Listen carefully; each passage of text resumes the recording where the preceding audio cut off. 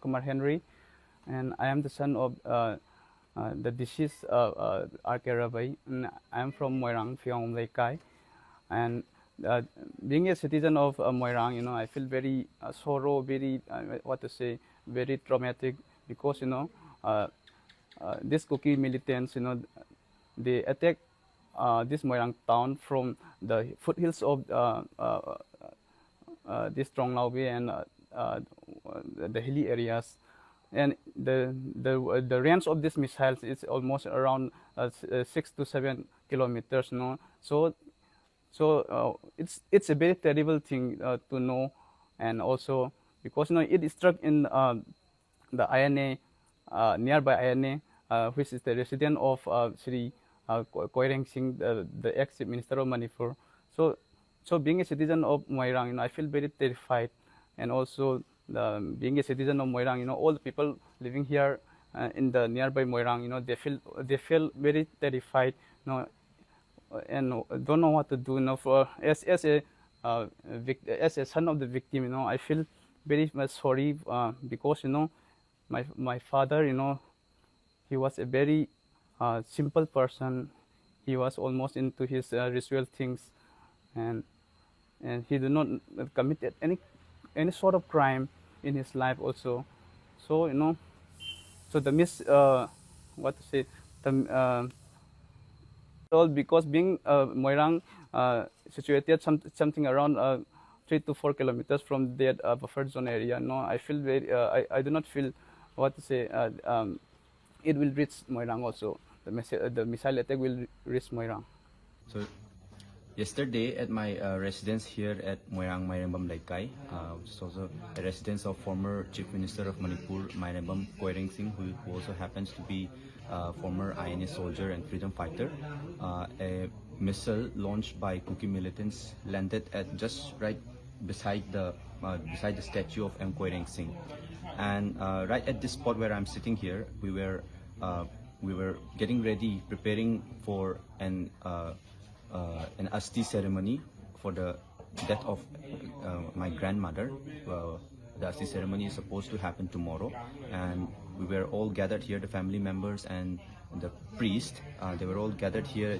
They were sitting here and two parallel mats, and they sat here and they were all preparing for the ceremony.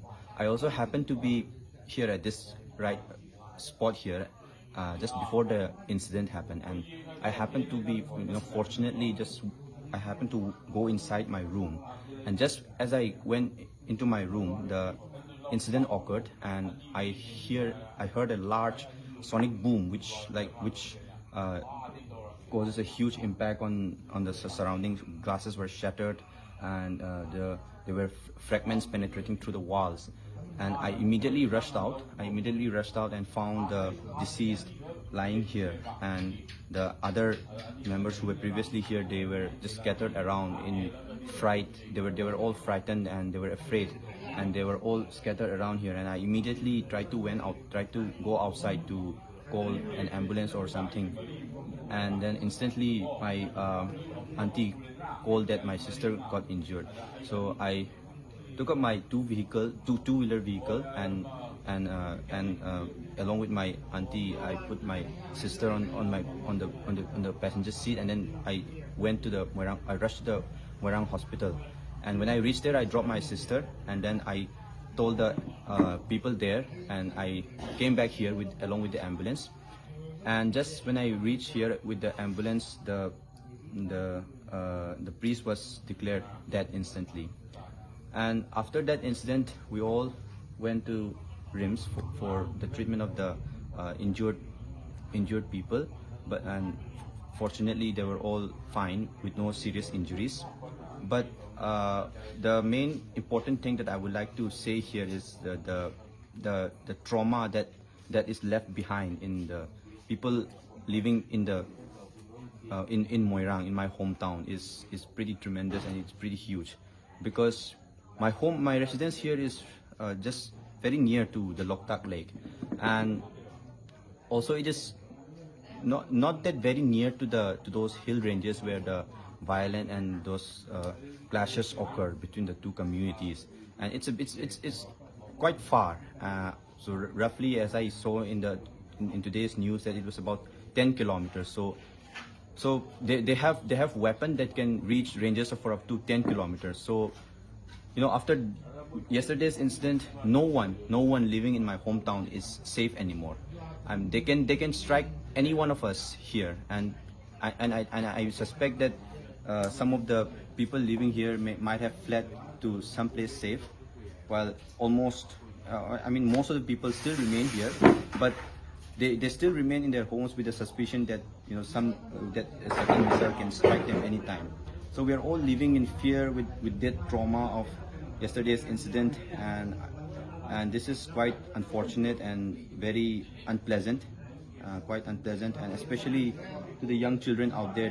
They will be just sleeping with the trauma or with the fear that something might happen in their sleep, or something might hit them. So this is the current condition here for the people living here in Moirang, and it's very unfortunate. It's very unpleasant, and I think despite all the appeals from the citizens of the people everywhere, I mean, this incident has been happening for almost like 1.5 years, and there have been appeals from all different communities, different sides, and there have been lots of bloodshed. There have been lots of families left homeless, and despite all the appeals, I mean, I think there is no change at all. So even if I say something today, I know that I don't expect anything in return. I don't expect anything at all. But I do believe that I have hope that someday this peace will return to our state.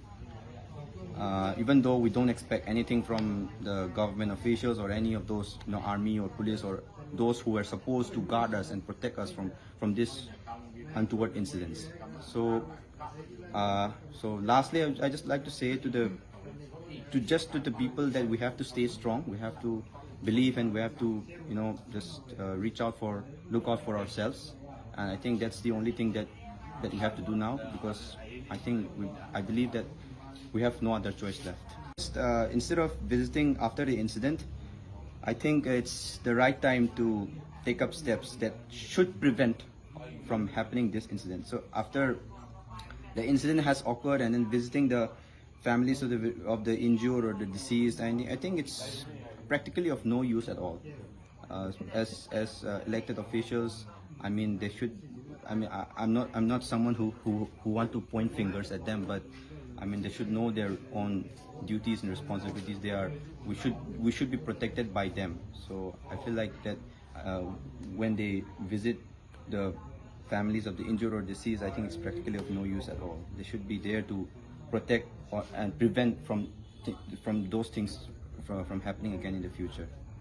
Thank you.